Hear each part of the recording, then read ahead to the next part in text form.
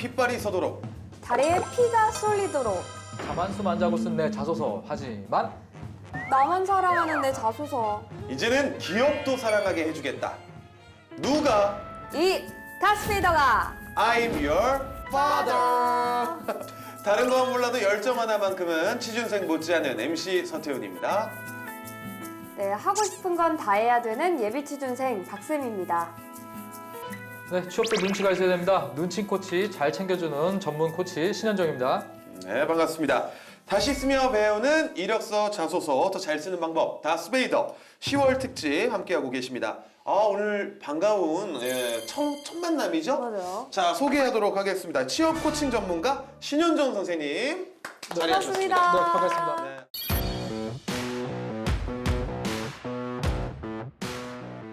자, 인사 한 말씀 부탁드릴게요. 네, 안녕하십니까. 전문 코치 신현정입니다. 한 12년 넘게 지금 학생들 만나고 있고요. 또 제가 회사에서 일했던 경험으로 또 구직자들 많이 지도해주고 있습니다. 그래서 방송을 통해서 또 자소서를 이렇게 지도해줄 수 있는 프로그램이 있다고 해가지고 제가 좀 이렇게 오게 됐습니다. 예. 굉장히 텐션도 좋으시고 네. 여러분들의 궁금증, 가려운 부분을 잘 긁어주실 것 같아요. 세미 씨 혹시 선생님 처음 봤는데 궁금한 거 있을까요? 잘 부탁드립니다. 예, 저 예. 올해 꼭 취준하고 싶습니다. 예. 아니면 내년 초까지라도. 그럼요. 나이도 스펙이에요. 그래서 빨리 하는 게 좋습니다. 그러면은 네. 우리가 촬영 끝나고 나서라도 네. 좀 세미 씨한테 따로 팁 같은 거 있으면 꼭 좀 알려주시면 1층에 커피숍 있던데. 싼 거 있던데. 네.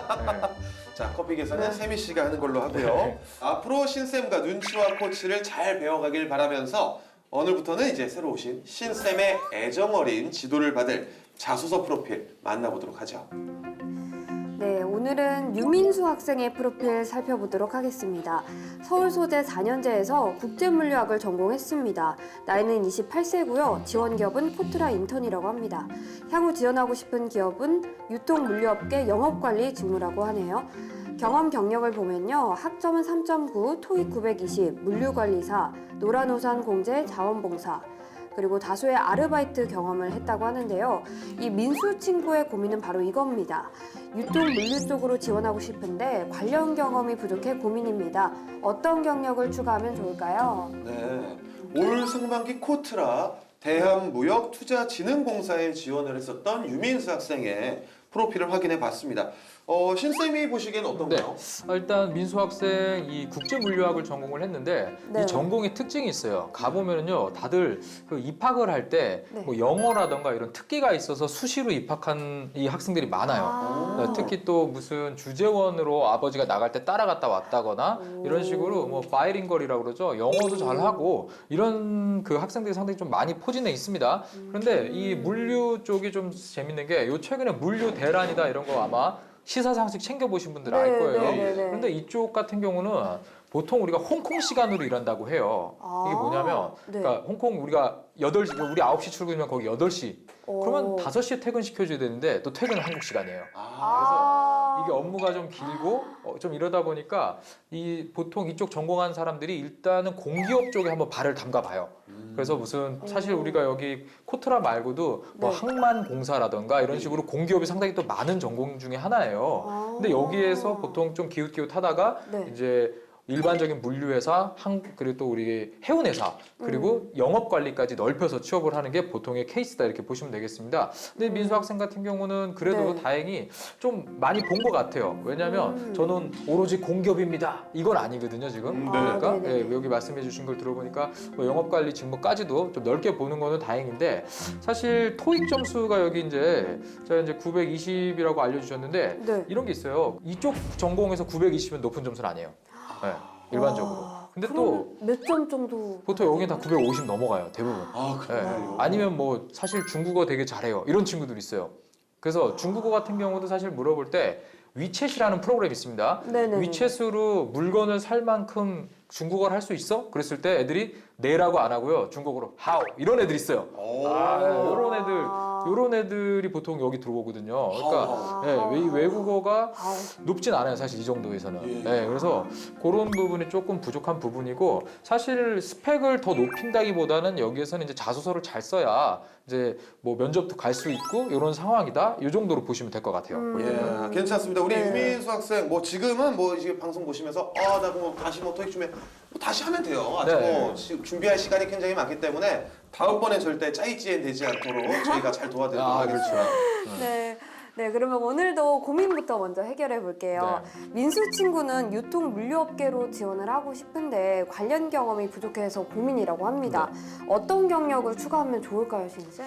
사람을 평가할 때 협업 작업 능력이라는 게 있어요. 협업 작업. 예, 이게 뭐냐면 여러 사람하고 일을 했을 때 충분히 이 사람이 능력을 발휘하느냐. 자, 이런 거는 큰 데서 일을 해봐야 알 수 있는 것들이거든요. 자, 그런 것들을 본인 경험 소재로 좀 가지고 있어야 되거든요. 근데 그런 부분이 조금 더 추가가 된다 그러면은 지금 지원하려는 유통 물류라든가 영업 관리 쪽에서 상당히 좋게 봐주는 이런 케이스죠. 그런데 네. 영업 관리 쪽에 가기에는 토익 점수가 또 너무 높아요.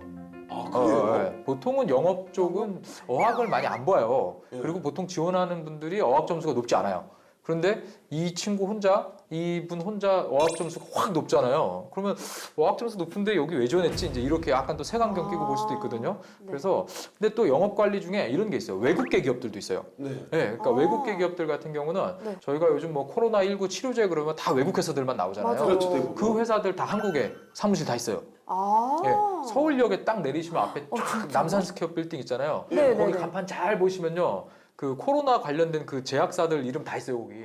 진짜요? 네, 다 있어요. 네. 몰랐어요. 그러니까 그런 쪽을 지원한다 그러면은 조금 더 승산이 있죠. 네. 또 결국엔 또 이렇게 또 팁을 또 다 알려주고 계십니다. 또 다른 네. 고민이 있었죠? 네네. 그러면 이번 하반기 네. 유통 물류업계 채용은 어떤 특징이 있을까요? 일단은 지금 자동화 이슈가 있거든요. 그러니까 우리 보통 뭐 이렇게 물건 같은 거 배송시키면 우리 집까지 딜리버리 어떻게 오는지 저희는 잘 모르잖아요. 근데 많은 부분이 자동화돼 있어요. 네. 그래서 이거 하나 좀 한번 여쭤볼까요? 자, 전 세계에서 무인 자동차 네네. 투자를 가장 많이 하는 회사가 자동차 회사일까요? 유통 회사일까요? 당연히 유통회사입니다. 유통이니까 네. 물어보시죠. 그러게요. 맞아요. 네. 그 미국의 아마존이라는 회사가요. 그 가장 많은 돈을 쓰고 있어요. 왜냐하면 자기네들이 이런 겁니다. 소비자들이 물건값이 계속 우리 라면값 오르면 마음 아프잖아요. 얼마나 소비자들한테 올랐어요. 다 전가해 버리는데 네. 유통 비용을 줄여가지고 소비자 가격을 그대로 두고 자기네들이 비용을 좀 줄이는 이게 이제 세계적인 추세거든요. 근데 이제 사실 어떤 유통 물류가 다 돈이잖아요. 그럼요. 그러니까 이거를 줄였을 때 마진이 올라가거든요. 당연히 자동화하죠. 그러니까 요즘 무인 자동차 트럭 드라이버도 다 자동화 시켜버리는 거예요. 사람이 안 하게. 자, 이런 식으로 해서 자동화 이슈가 좀 있어요. 그래서 최근에는 유통 물류 업계다 그러면 IT에 관련된 지식도 좀 많이 물어봅니다. 네. 그래서 이런 쪽도 관심이 있다라는 거. 그리고 서플라이 체인 매니지먼트 자체가 이제는 자동화되는 게 거의 대세이기 때문에 어떤 자동화가 있는지 또 외국의 사례가 어떤지 이런 것들을 공부를 많이 해야 돼요. 그냥 뭐 열심히 하겠습니다. 이런 뽑아주지 않습니다. 네. 자, 그럼 오늘도 자소서를 보기 전에 취준생 통신 먼저 확인해 봐야겠죠. 자칭 취준생 통신원 세미 씨, 오늘은 어떤 소식 가지고 오셨나요? 네, 오늘은 코트라 관련 소식 가져왔습니다. 최근 코트라가 한일 스마트 팩토리 파트너링 행사를 개최했는데요. AI 기반 관리 시스템, 산업 로봇 등 국내 12개 관계사들이 소니 등 60여 개 일본 글로벌 제조기업들의 온라인 설명회를 한 뒤 파트너십을 맺도록 하는 겁니다. 신쌤, 그러면 네. 이제 한일 경제 갈등 문제가 조금 해결되었다고 봐도 되는 걸까요? 요새 뉴스를 보면은 계속되는 것 같죠. 네, 또 새로운 총리가 오셔가지고 관계 회복을 기대를 했는데 조금 아직은 속도가 안 나는 것 같아요. 맞아요. 그런데 민간 영역에서는 계속 활발했어요. 이게 진짜요? 티가 안 나서 그렇지. 네.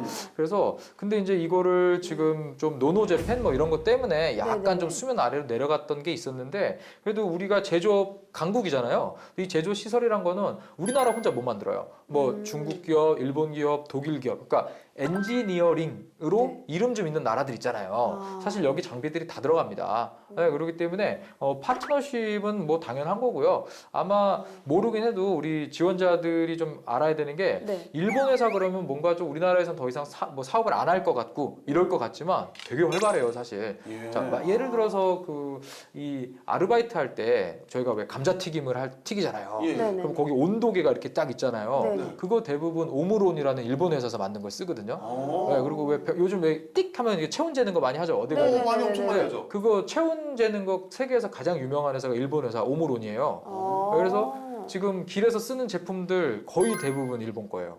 네. 저희도 네. 몰랐던 몰랐죠. 거군요. 우리 모르잖아요. 전혀 몰랐어요. 네, 우리는 좀 모르죠 또. 네. 자, 지금까지 취준생 통신 확인해 봤고요. 자, 이제 오늘의 자소서 다스베이더가 꼽은 문제 항목을 살펴보겠습니다. 문제 항목은 1번 자기소개 및 성장 과정에 대해 기술하시오인데요. 굉장히 뭐 간단한 것 같은데 세미 씨, 이 문항의 평가 의도는 무엇입니까? 성향을 파악하기 위한 질문 아닐까요? 회사랑 잘 맞는지 그 회사와의 핏이라고 하더라고요. 아. 네, fit. 그런 거 그런 거에 대한 질문 아닐까요? 잠깐만요. 약간 들어보니까 좀 맞는 것 같긴 한데. 맞아요. 맞아요? 맞아요. 이게 이제 많이 하시니까 이제는 다 아시는 것 같아요. 저희 업계로는 들어오시죠. 저 이렇게 치부하는 건가요? 네, 이렇게 치부하셔도 괜찮을 것 같아요. 다음 주에 저 혼자 앉아 있는 거 아니겠죠? 예.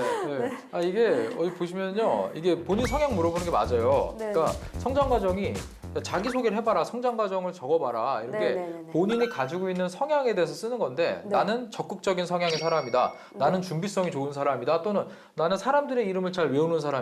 자, 이런 식으로 본인의 성향을 딱 적어주는 거예요. 뭐 예를 들어서 낯선 곳에 적응을 잘하는 사람이다. 왜냐하면 아버지가 어렸을 때 이제 군인이셔서 이사를 많이 다녀서 항상 새로운 곳에서 본인이 적응해야 되는 경험이 있었기 때문에 뭐 직장 어디에 들어와도 나는 이런 적응하는 자신 있다. 이런 식으로 본인의 성향을 딱 알려주는 요런 게 바로 이 자기소개 성장 과정인데, 여기서 또 왜 그 있잖아요. 뭐 어머님은 짜장면이 이거 아니에요, 이거. 우울한 자기 힘들었던 얘기보다는 뭐 어젯밤 꿈에 돌아가신 할머니가 이거 아니에요, 이거 아닙니다. 네.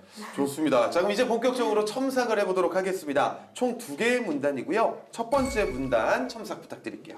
아버지를 넣어도 되냐 이런 질문 많아요. 네. 맞아요. 네, 이런 이게 질문. 블라인드잖아요. 블라인드. 네, 공기업이고. 근데 상당히 많은데 사실 이게 아버지를 안 들어올 수가 없어요. 그러니까 보통 어떤 분들은 쓰지 마라 이런 분들도 있는데, 사실 우리가 어렸을 때 부모님한테 영향을 안 받을 수가 없잖아요. 그럼요. 네, 뭐 내 인성이 다 부모님한테서 온 거고, 그것도 뭐 부모님이 어디 이렇게 철장 같은 데 가둬놓고 이러지 않잖아요, 어렸을 때 네, 우리가. 네. 그래서 집에서 배운 그런 인성이 있기 때문에 아버지가 어떤 일을 하셨고 거기서 네. 내가 뭘 배웠다 한두 줄 정도 넣어주는 거는 전혀 그 무리가 정도는, 없습니다. 요 정도는 네. 충분한 거죠. 네. 그리고 여기서 좀 봐야 되는 게요, 다소 낯선 환경. 네, 다소.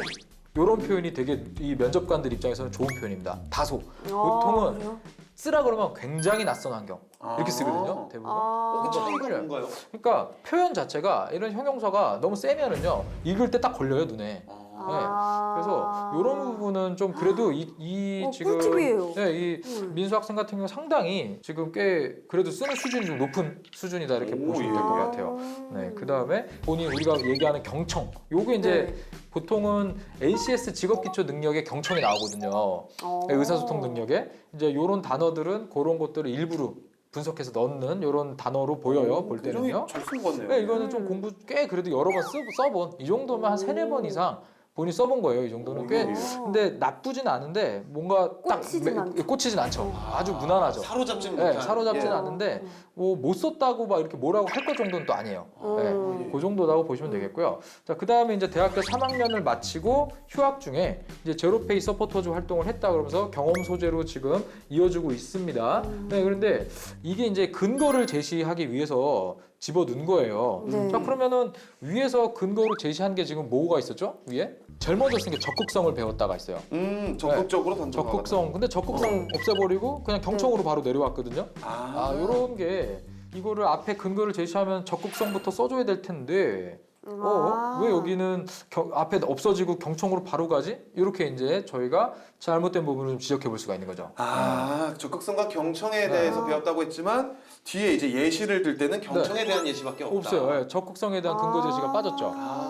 이제 그럼 이제 면접위원이 우리 지원자 상당히 경청하는 습관을 알겠는데 혹시 여기 적극성을 많이 배우셨다고 하는데 공동체 생활을 하면서 본인이 되게 적극적으로 행동을 해서 이득을 봤던 사례 있으면 한번 소개해 보세요. 이런 질문 나와요, 이거는. 100%. 네. 그래서 그러니까 모르는 걸 물어보거든요, 면접위원들이. 네. 그러니까 이제 그런 부분에 대해서는 조금 대응이 필요해 보여요. 제가 볼 때는. 알겠습니다. 네. 자, 첫 번째 문단 첨삭해 봤고요. 네. 성장 과정을 통한 성격의 변화를 사례로 작성을 해주셨는데 네. 물론 자소서가 본인의 얘기인 건 당연하죠. 네. 근데 이제 주어가 아예 빠져 있다 보니까 좀 헷갈린 부분이 사실 있었어요. 네네네. 근데 뭐 어차피 내 얘기니까 주어를 아예 빼도 되는 건지 네. 좀 궁금해하시는 분들이 계신데 아, 괜찮을까요? 그러니까 우리가 좀 약간 오해할 수 있는데 인터넷에 3인칭 글쓰기라고 검색을 해보시면요 와르르르르 나옵니다. 3인칭 글쓰기? 네, 이게 그게 뭐냐면요. 뭘까요? 그러니까 어떤 기사를 쓰거나 논문을 쓰거나 이렇게 연설문을 쓸 때 보통은 이제 3인칭 글쓰기란 거를 해요. 그러니까 나는 저는 이런 말을 가급적이면 빼거나 돌려놓고 말을 하거든요. 근데 사실 이런 자기소개서도 공식 문서죠, 어떻게 보면. 그렇기 때문에 가급적이면 나는, 저는, 저에게 이런 식의 본인의 어떤 주격이 해당하는 말이 들어가면서 글 쓰는 것보다는 조금 숨기는 게 맞아요. 진짜? 네. 이것도 꿀팁이네요. 네, 그래서 여기 이제 주어가 근데 이런 거 있어요. 아예 빼면 안 돼요. 아, 그래요? 적절히 들어가는데 네. 일부 안에서는 조금 숨기면서 3인칭 글쓰기로 쓴다 그러면 상당히 괜찮은데 오. 여기 같은 경우는 좀 나는 저는 이런 것들을 너무 많이 뺀 거죠. 네, 하나도 사실 없어요. 하나도 없죠. 예, 예. 네, 그러니까 이렇게 보면 이거 어디서 뺏겨온 거 아니야? 이렇게 약간 의심할 수 있어요. 그런데 너무 많이 쓰는 건 오히려 더 안 좋아요. 자, 세미 씨 그럼 첨삭 내용 중에 혹시 궁금한 점 없을까요?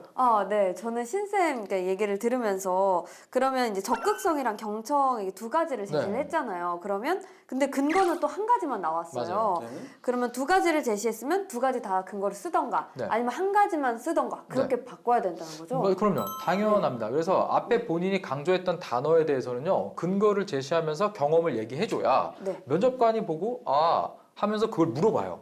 네. 그렇기 때문에 본인이 강조하고 싶은 것들을 넣은 다음에 근거 제시하고 마지막 한두 줄 정도에 다시 한번 강조를 해주는 거죠.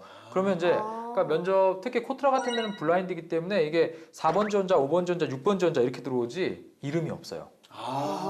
그래서 이제 면접위원들끼리 이야기할 때 그 왜 적극성 경청 얘기했던 그 5번 지원자 있잖아요. 이렇게 기억을 남겨야 돼요. 이게. 임팩트를 남기는 게 어쩔 수 없습니다. 그래서 가급적이면은 본인이 밀고자 하는 단어 그런 부분 생각을 하셔가지고 쓰실 때 네. 내가 밀고자 하는 단어가 있으면 관련 근거이 없으면 쓰지 마십시오. 자신의 딱 진짜 장점이 있는 것만 살려서 그럼요. 강조를 하시는 게 맞는 것 같아요. 네. 그리고 보니까 소제목이 없거든요. 그렇죠. 소제목 다는 게 좋을까요? 소제목은 한번 달아보면은 내가 어떤 키워드를 좀 가지고 썼는지 이런 걸 볼 수가 있어요. 그런데 네네. 이제 이런 게 있습니다. 소제목을 어떤 분들은 다 쓰고 써봐라. 그러니까 내가 글을 쓴 다음에 뽑아라 이런 분들도 있고 또 어떤 분들은 너가 소제목을 쓴 다음에 이 강조하는 단어를 바탕으로 밑에 글을 써라. 예, 예. 이거는 이제 또 지도하는 분들마다 달라요. 저 같은 경우는 좀 써놓고 뽑아라라는 성격이거든요. 저는 좀 그렇게 지도를 하는데 이 부분은 한번 저희가 써보면 좋을 것 같은데. 예, 어떠세요? 이거 매주 네. 하던 거라서 그래요? 익숙합니다. 예. 그렇습니다. 한번 한번 해볼게요. 써보시죠. 네, 제가 알겠습니다. 좀 봐드리고 저도 한번 좀 드리겠습니다. 네. 소제목을 네. 방금 말씀하신 거에 사실 답이 있었어요. 답이 있어요. 네.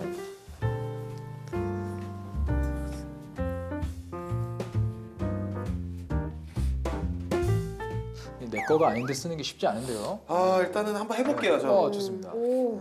사실 그 두 가지 말만 들어가면 되는 것 같은데 당연하죠. 정리가 지금 100%는 안 됐습니다. 예. 적극성과 경청하는 자세로 코트라에 필요한 일꾼이 되겠다. 오, 좋은데요? 예, 일단 좀 이렇게. 오, 좋은데요? 일단 먼저 한 사람 유리하죠, 이건?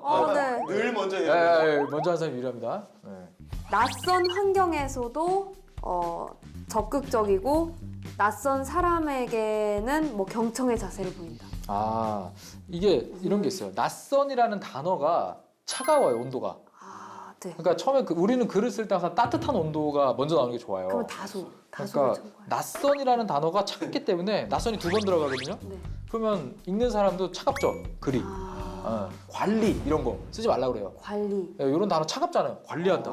되게 차갑잖아요. 음. 엄청 차가운 느낌이 주는 거는 저는 웬만하면 빼라고 그러거든요. 따뜻한 단어를 따뜻한 단어를 쓰는 게 맞아요. 이것도 꿀팁이네요. 그래서 태양인을 대할 때 경청한다 이런 식으로. 뭐 아, 그죠. 이게 따뜻한 이게 의학 방송은 낯선. 아닌데. 예. 그러니까 저는 어떻게 썼냐면 적극적으로 경청하는 자세로 기업을 돕는 인재.